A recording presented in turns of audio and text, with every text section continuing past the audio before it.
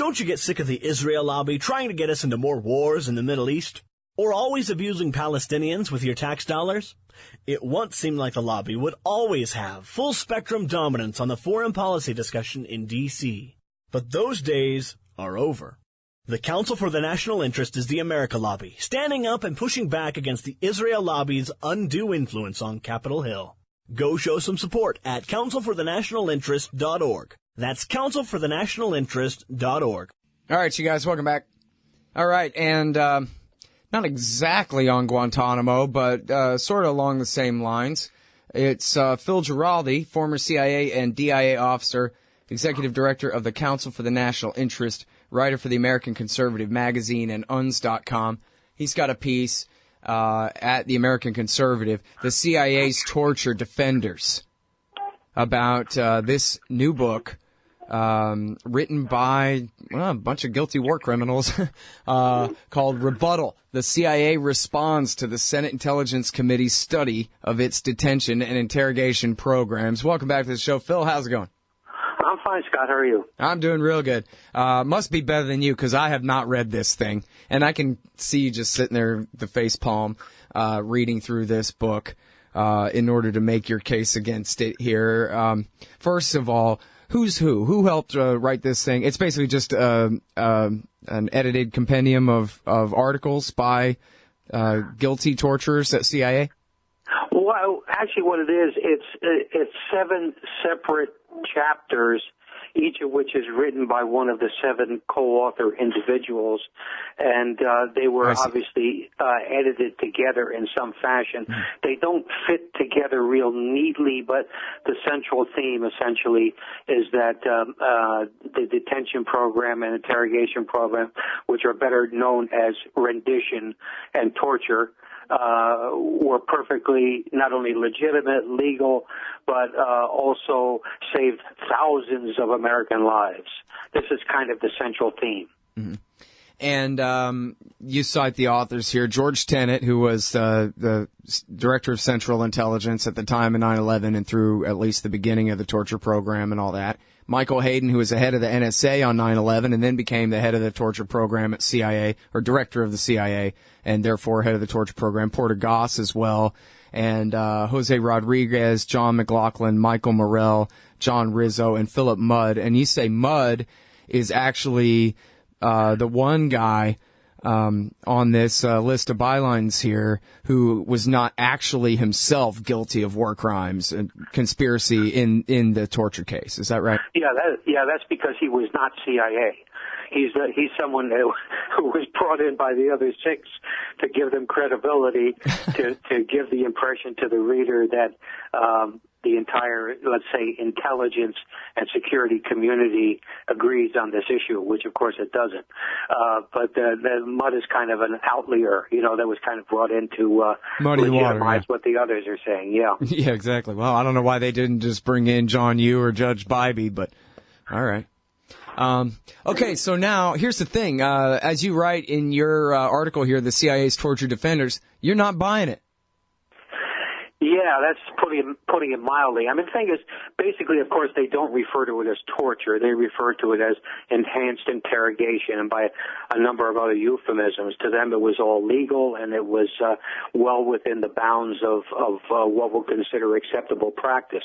But of course, that's nonsense. They don't really address that issue. The clear consensus, is that when you engage in the practices that were outlined in the Senate Intelligence Committee report, it's torture. Japanese and Germans were executed for doing some of these things that U.S. Personnel were doing as part of the interrogation program. So there's no question about it. And then they go on from there. It was all legal, and it was this, that, and the other thing.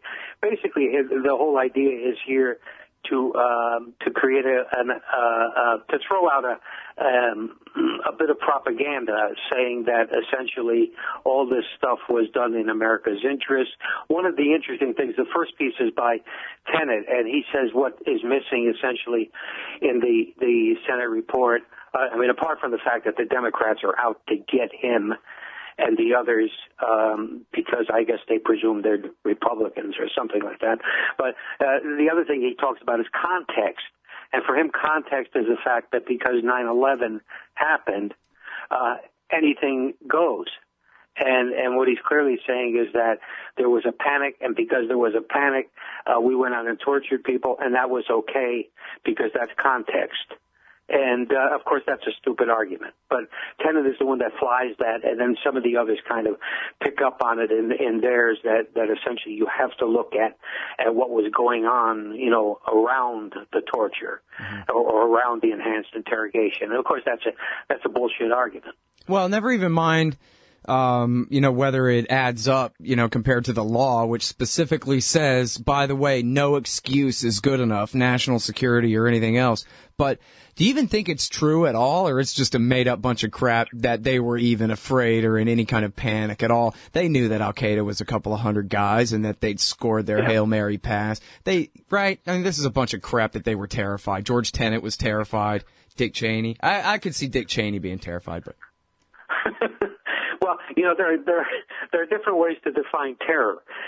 What these guys were terrified of was Congress and the president jumping all over them because they weren't being seen to be doing something, and this was doing something.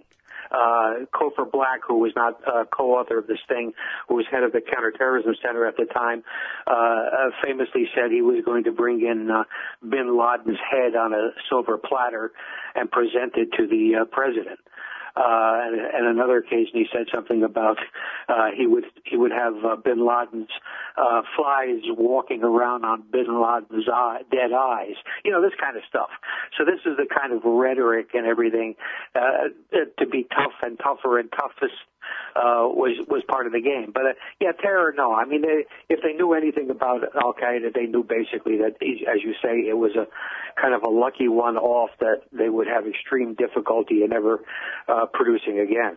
Well, we know the story of Ali Soufan and the FBI and how all they did with Abu Zubaydah was treat him with a little bit of respect, give him some ice chips to nibble on as they interrogated him, and he was perfectly happy to spill his guts. Who, me? Yeah, I'm a travel agent. I know all about Khalid Sheikh Mohammed, let me tell you. And he wasn't the number 3 guy in Al-Qaeda, but he sure knew a lot of useful stuff, and he was happily sharing it with the FBI until the CIA came and kidnapped him and tortured him. And then apparently the first thing they did was lock him away in a box for 3 months. Didn't ask him anything. Just locked him in a box to drive him mad for 3 months without interrogating him at all. So what the hell kind of crap is that? Yeah, according to Ali Soufan, the excuse they gave was that they needed information faster. And so what they proceed in doing, as you correctly state, is they basically locked him up and didn't talk to him for 3 months. So there was a lot of nonsense going on. There was obviously rivalry between the CIA and FBI in terms of how to do this stuff. The FBI had it right. Anybody who knows anything about interrogations and what comes out of interrogations knows that the most successful interrogations, the most successful interrogators build rapport with the suspect, and that's how they get good information. I mean, that's the fact of the matter. And here they were, putting on the thumb screws and torturing these people in the belief that was a better way to go about it. They didn't have a clue. I mean, it was they should be put in jail for being stupid, apart from anything else. Yeah. Well, and of course, now back to the question of how legal all this supposedly was. All these memos that supposedly legalized this behavior have been repudiated, even by Bush's lawyers, right? It was, and Goldsmith, I think, he wasn't, James Madison or anything like that, but he came in and canceled everything that John Yoo and Jay Bybee and Alberto Gonzales and the rest had signed off on, saying that this was okay, and said, actually, no, you can't do it no more. Am I wrong about that? Well, you're right about that, but obviously what Tenet and the others would argue was that they were acting under the U memorandum, which basically said it was legal. And the White House at that time was going along and saying it also was legal. So that was their authorization to do this. But the fact is that, that's blowing smoke, because the fact is that the United States is a signatory to international non-torture treaties and that sort of thing. These things basically exist so that people won't go out and torture people, and they set up a They set up, in fact, consequences for it. Any country that's a signatory has to prosecute people who engage in torture. And, of course, we've never done that. Yep. All right, hold it right there. We'll be right back with more from Phil Giraldi, former CIA, not a torturer, right after this. Hey, y'all, Scott here for Samurai Tech Academy at MasterSamuraiTech.com. Modern appliance repair requires true technicians who can troubleshoot their high-tech electronics. If you're young and looking to make some real money, or you've been at it a while and just need to keep your skills up to date, Samurai Tech Academy teaches it all. And they'll also show you the business, how to own and run your own. Take a free sample course to see how easily you can learn appliance repair from MasterSamuraiTech.com. Use coupon code Scott Horton for 10% off any course or set of courses at MasterSamuraiTech.com. Hey, all, Scott Horton here. It's always safe to say that one should keep at least some of your savings in precious metals as a hedge against inflation. And if this economy ever does heat back up and the banks start expanding credit, rising prices could make metals a very profitable bet. Since 1977, Robertson Roberts Brokerage Inc. has been helping people buy and sell gold, silver, platinum, and palladium, and they do it well. They're fast, reliable, and trusted for more than 35 years. And they take Bitcoin. Call Robertson Roberts at 1-800-874-9760 or stop by rrbi.co. All right, you guys, welcome back. House Speaker's resigning. I like it when the House Speaker resigns. I don't care who he is. Or she. In this case, it's John Boehner, so that's kind of nice little Friday news for you. I don't have to look at his ugly crybaby face on TV anymore. Talking with Phil Giraldi, he's a former CIA officer, but was not part of the torture regime. And in fact, you could tell he's kind of mad as hell about the torture regime. And we're talking about it and how the CIA guys who were the torturers have now come out with this new book pretending to refute the Senate torture report, but according to Phil, failing to do any such thing. His article at the American Conservative is called The CIA's Torture Defenders. It's the spotlight today on antiwar.com. Or was it yesterday? Anyway. Today. Yeah. Okay, good. And, so I wanted to ask you about Sheikh al-Libi and Saddam Hussein. And, of course, I think most people know the story now that this guy was an al-Qaeda guy. But he was tortured into pretending that he was buddies with Saddam and that Saddam had taught him and his al-Qaeda friends how to make chemical weapons. And I think this is also where the story came from, that the anti-terrorist training camp that had an airplane fuselage there and everything outside Baghdad was actually a terrorist training camp where instead of training cops how to kill terrorists, it was there for training terrorists how to hijack planes and that kind of thing, where that came from as well. And So this gets right to the heart of the argument about whether torture works or not. It all depends on the premise of your question. Are you trying to get the truth or are you trying to get some lies? Because if you're trying to get some lies, torture works every time. Even the toughest guy will give in to torture. It's torture, right? So I wonder if they even attempt to address the accusation that they were brutalizing lies about Saddam Hussein out of these people. No, they don't even come close to that issue. And in fact, in general, they don't even come close to the Iraq War at all in any way. And it's just it's one of the big failures of their account. And it's basically they're essentially doing what they did when they were in office. They're cherry picking information to support what they see as their argument, and they're ignoring everything else. And the fact is that, if you're torturing somebody assiduously enough, or as I say in the article, if you're torturing this guy's family right in front of him, he's going to talk. But the fact is, he's going to also be trying to screw you as much as he can, and so he'll throw in maybe a little bit of truth and a lot of BS. And so, and at a certain point, he'll just be agreeing with whatever you're saying because he knows what you want to hear. And so torture is a very inefficient way to try to get information. And of course, they always trot out, McLaughlin in his piece, trotted out this ticking time bomb nonsense that you got to torture these people because otherwise there'll be thousands of dead Americans.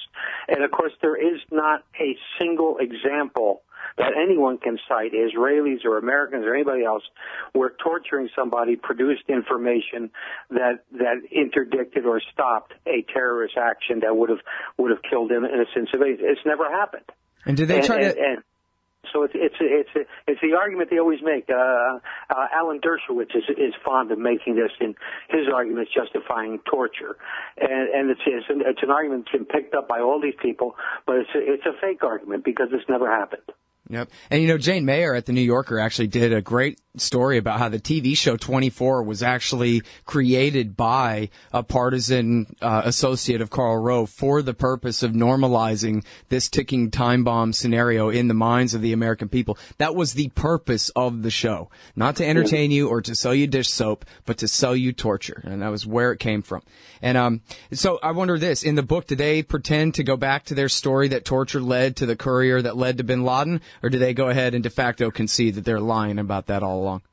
There was a little bit of trotting around that. Morell in his section talks about it, and he makes the standard argument that yeah, it was this, that, and the other thing that led to this, that, and the other thing, and he of course is ignoring the collateral information or the information that was not produced as a result of torture that eventually actually led to the guy. So this is as I say, it's a cherry picked type argument that they're doing. Yeah. Well, and that's one problem with even covering this story. Even as closely as we're covering it here, you got to stop and back up and remember that tens and tens and tens of thousands of people were tortured by the military in Afghanistan and in Iraq, far more than the CIA program. And in fact, when we talked with Matthew Alexander, I forget his real name, but that's his pseudonym, the military interrogator who got the information that led to the killing of Zarqawi. He said on this show, direct quote, "I was authorized to use all these techniques. I just decided that I didn't think it would work, and so I did it my way instead," which was, like you said, rapport building. But whether we're talking under Petraeus and McChrystal at Camp Nama, or as Fishback and Tony Lugaranis explained on the PBS torture documentary, The Torture Question. Tony Lugaranis said, man, we tortured these people in their living rooms. We tortured them in their backyards. We tortured them on the side of the road. We tortured them with green eggs and ham in a box with a fox, and the rest by the tens and tens of thousands all day, every day for years. They tortured the people of Iraq because the word had gone down. Geneva Convention canceled. Gloves are off, do what you want, no rules. And that went from the highest CIA torturer down to the lowest specialist. Mm-hmm. Yeah, there's no doubt about that. There was this argument does indeed keep surfacing in this book that these were exceptional circumstances, and we were doing this because we had to do it to save the American people. Tenet says at one point the world was in danger. I mean, this is ridiculous hyperbole, and all these lines about we're saving American lives and everything like that. We stopped terrorist acts and stuff. This kind of stuff is a very selective way of looking at what is a very serious problem in terms of how the United States basically went off the rails and has become the evil empire. But of course, that's not something they want to think about. And let me mention one other thing that's not in my article, which I think your listeners and you will find very interesting. The title of this book is Rebuttal: The CIA Response to the Senate Intelligence Committee's Study of its Detention and Interrogation Programs. And this is a book that would have been cleared by the censors at CIA. The CIA, by law, is not allowed to influence public opinion in the United States.